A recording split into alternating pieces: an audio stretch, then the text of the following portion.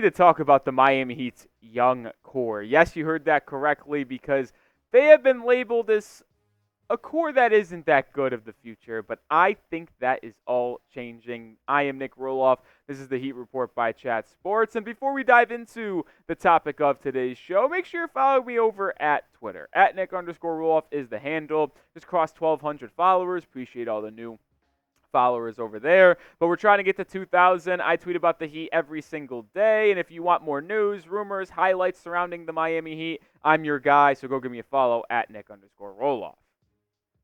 All right, let's talk about the Heat's young core now, because like I mentioned off the top, many have said that the Heat's young core isn't that good, but they could not be more wrong, and the future of this team is in really good hands. And I know a lot of people, like myself, are willing to mortgage that future to try to get Bam and Jimmy help in the next 2 seasons to try to get a championship for Jimmy, because I've wanted to reward Butler for everything he's done for the Heat organization over the past 5 years, dragging this team to 2 NBA championships, but ultimately coming short. Now, if they don't do that, I don't think that's that big of an issue, because the Heat do have a solid young core, man. You see these 5 faces on screen: Bam Adebayo, Jaime Jaquez Jr., Nikola Jovic, new rookie Kel'el Ware, and I'll throw Tyler Herro in there as well, because he's still only 24 years old. And obviously Bam is 27, but I'd still consider that a younger piece. He's going to enter his prime in the next 2 to 3 years. But then you still got the young Bulls all the way to the left, and Jaquez 23 years old. Jovic is 21. Kel'el Ware's 20. Like, you have a really good founding core here of 5 players that could be along and be together for 5+ seasons if they all pan out.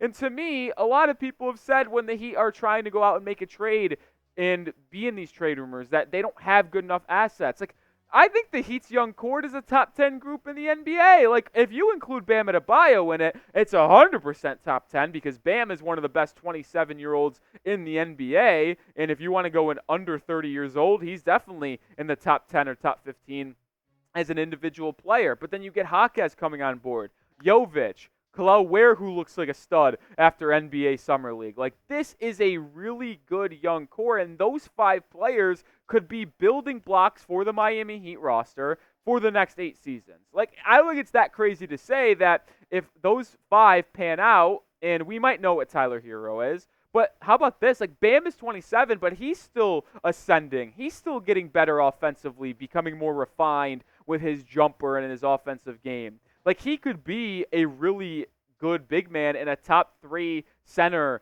a top 5 big man, a top 15 player in the league for the next 8 seasons. Like, that is possible with how good he is as a defender. And then you get those other young guys coming along and progressing in their own NBA careers. Like, the Heat could have a really solid young 5 players that grow together and get better together in the next 7 or 8 seasons. And I'm going to go through what the ceiling is of this young core, in my opinion, as well as your defined roles in just a second. But let me know. Fill in the blank for me. I think it's a top 10 group, but I didn't give a specific number. I want you to. The Heat have the blank young core in the NBA. Drop it down below. All right, let's move into the roles now of this Heat young core, and we'll start with your franchise player, Mr. Bam Adebayo. When the Heat drafted him with the 14th overall pick back in the 2017 draft, I don't think anyone thought that Bam's current status is attainable, and it can still be even higher. We talk about Bam's refined three-point shot. If he becomes someone who can shoot 37, 38% from 3 on 3.5, 4 attempts a game, that's only going to bump up his points per contest up to 23, 24. And you add in 9, 10 rebounds a night that he did last season. You add in his ability to defend all 5 positions on the court and be the best defender in the NBA, which I believe he's been over the past 2 or 3 seasons. Maybe Victor Wembanyama takes that crown coming up here, but Bam will still be in the top 3 of NBA defenders. When he combines his defense with his evolution on offense, he is your franchise player. Now, can he be a number 1 on a championship contending team? That remains to be seen, but if he's able to improve his three-point shot and become a better isolation scorer as well and more efficient and a better free throw shooter, I don't think that's out of the question. But there's no questioning at all that Bam Adebayo is your captain and franchise player for the next decade.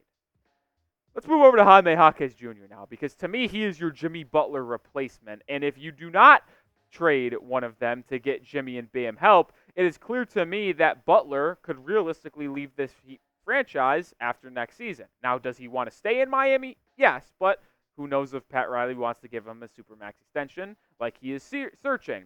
So maybe Jaquez is your guy to replace him. In Summer League, he played in 2 games, averaged 26 points per game. He looked dominant. And if he continues to improve as a shooter, which is probably the biggest thing here, like Jaquez is already a good finisher at the rim. He's one of the best finishers on the team. He's good at getting to the rack, getting to the free throw line. What Jaquez needs to improve on is his pull-up jumper in the mid-range, his catch-and-shoot three-point shot. Those need to get bumped up in terms of efficiency. If he could shoot 36, 37% from 3 on a little bit increased volume, I'll take that. And as he continues to improve, work under Jimmy Butler, learn some reps. Like, let's not get it twisted here.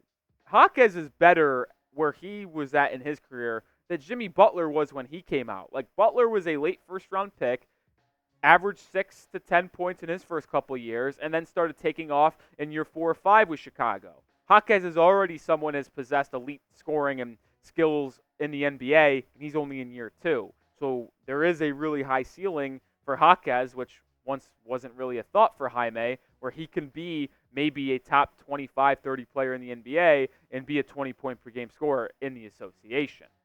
Move over to Nikola Jovic now, because he is your unicorn. And what do I mean by that? I don't really know what his ceiling is, and I don't know what he projects as. Like, everybody who's been here at the channel for a long time knows how much I love Nikola Jovic. I am one of his biggest fans.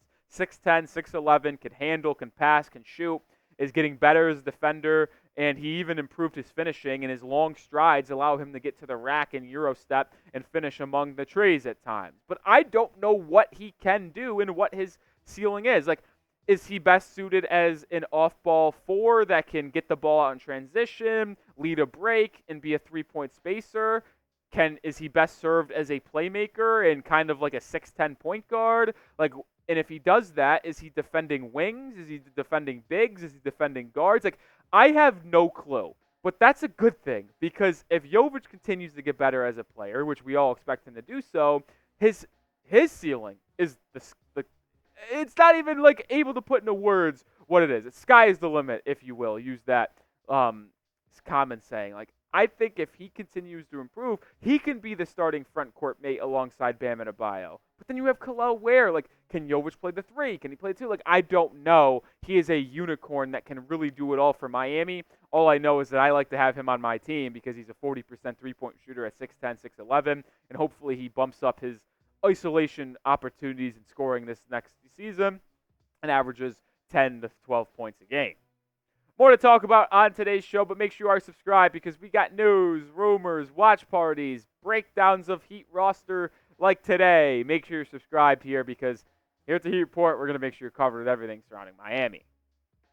All right, let's talk about Tyler Herro now, because if he stays on this team, he's going to be your backcourt scorer, and every team needs a guard that can flat out score the rock. And maybe Heat fans want to move off of him.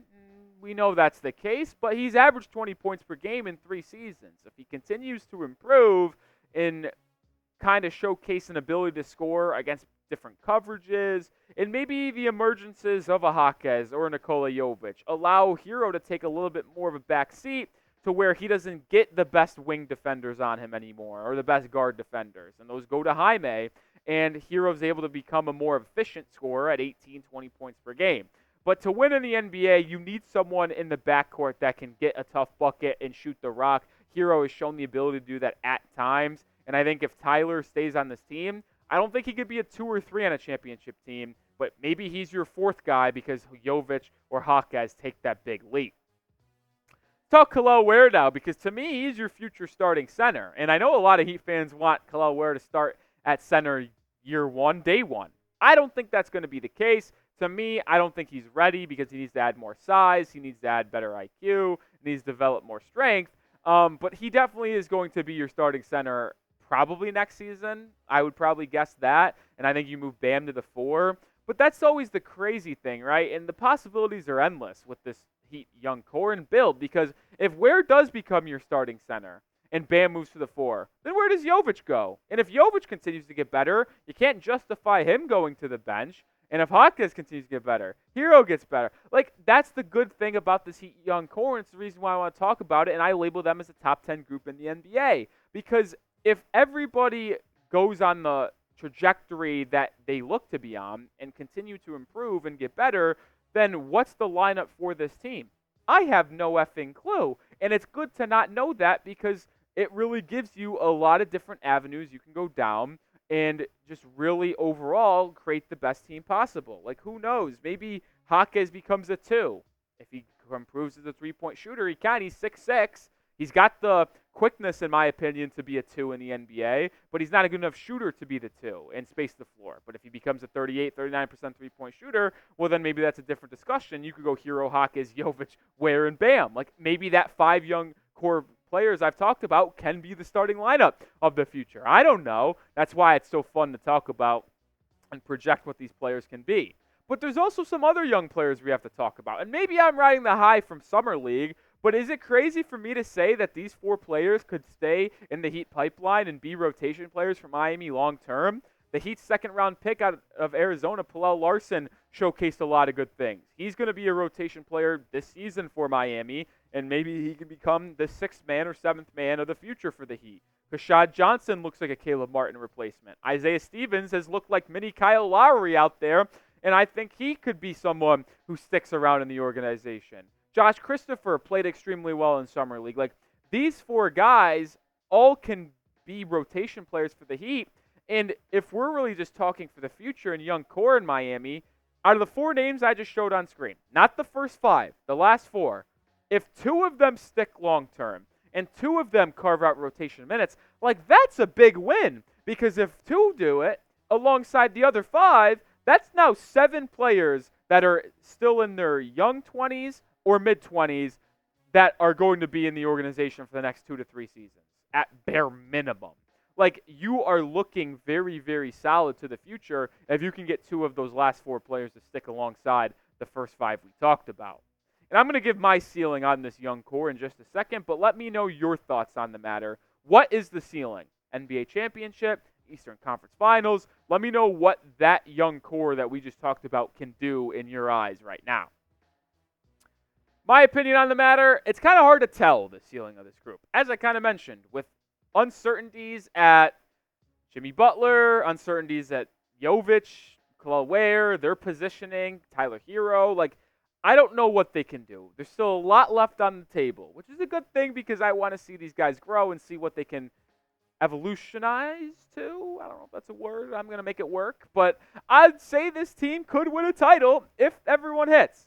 Like, if Bam moves to the 4 and becomes a 24-point per game scorer, Kel'el Ware is your starting center and can space the floor, hit threes, reject shots, and be a young, athletic Miles Turner, Brook Lopez type. Jaquez becomes Jimmy Butler light. Herro improves, and Jovic is the unicorn that he can be with some good bench pieces. If all of them hit, which is not going to happen, as much as I want to be optimistic about this Heat team in the future, it's not likely that all 5 of those guys hit on their potential ceiling. But if they did, yeah, they could win a championship because they got good mixes of defense, shooting, size, athleticism.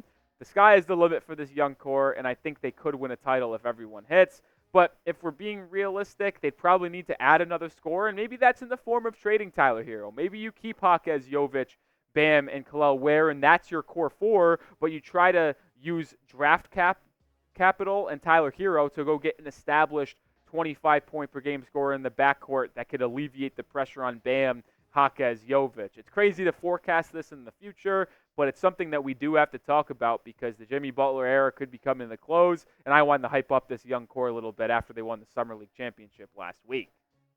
All right, like I said off the top, make sure to follow me over on Twitter at Nic_Rohloff because we're talking Heat hoops every single day. You know what?